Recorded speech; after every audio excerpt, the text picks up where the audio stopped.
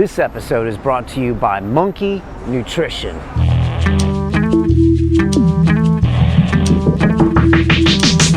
So my wife throws me out. Right. I move in a small house, and I'm feeling pretty depressed and down. Okay. I feel like, I'm just letting life pass. It's really cool to own a jiu-jitsu school and a gym, but you really are trapped.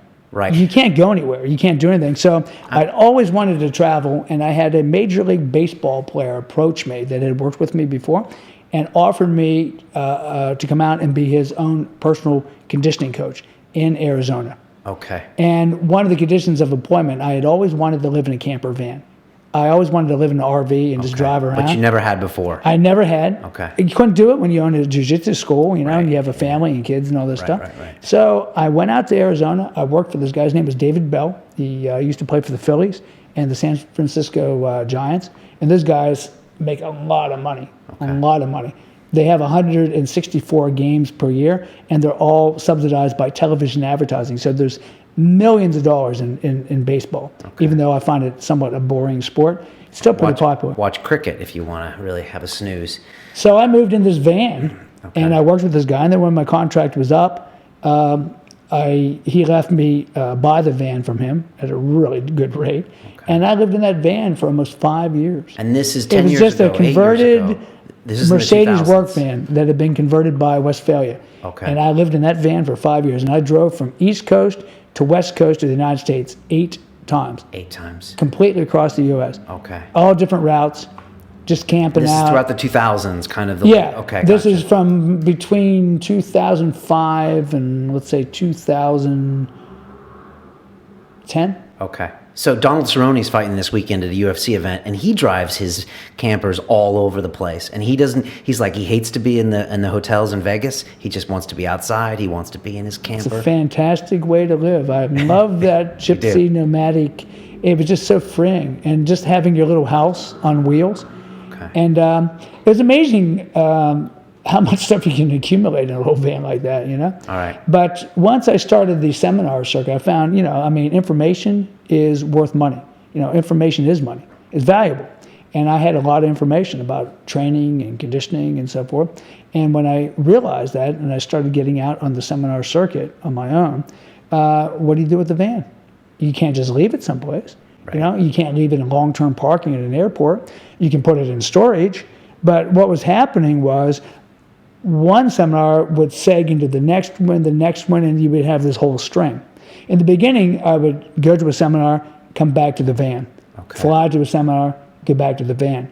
But then they started compiling, because, I'm in Germany now, in Dusseldorf. Well, why not go to Cologne? Because someone wants me there. I just got contacted from a guy in Munich. He wants me there. You see, it kept building up to the point where I just had to sell the van. Okay. And then I just scaled everything down because it's a real hassle to bring a lot of stuff when you travel as much as I do. Right. And I found that, you know what? I don't need anything.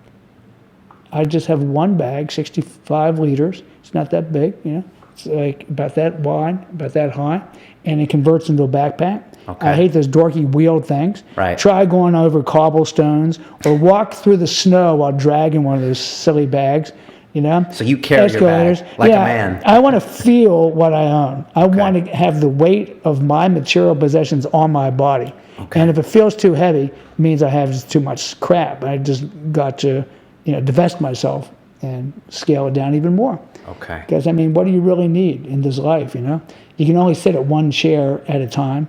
You can only drink from one cup at a time. You only can wear one pair of trousers and one shirt at a time.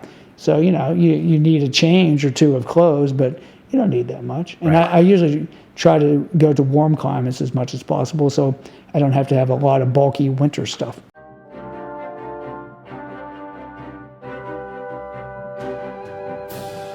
This week on London Real, we're taking you back to our 2012 interview with futurist Jacques Fresco. We must eventually design a language that's not subject to interpretation.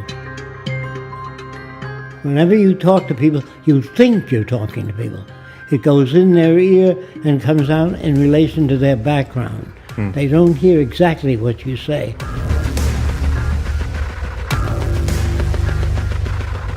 There is no way you can think outside of your culture. What if we elected you president this year and you started in the Oval Office January 20th, 2013? I'd be shot in 3 days. Who makes the decisions in the Venus Project? The answer, nobody. They arrive at them.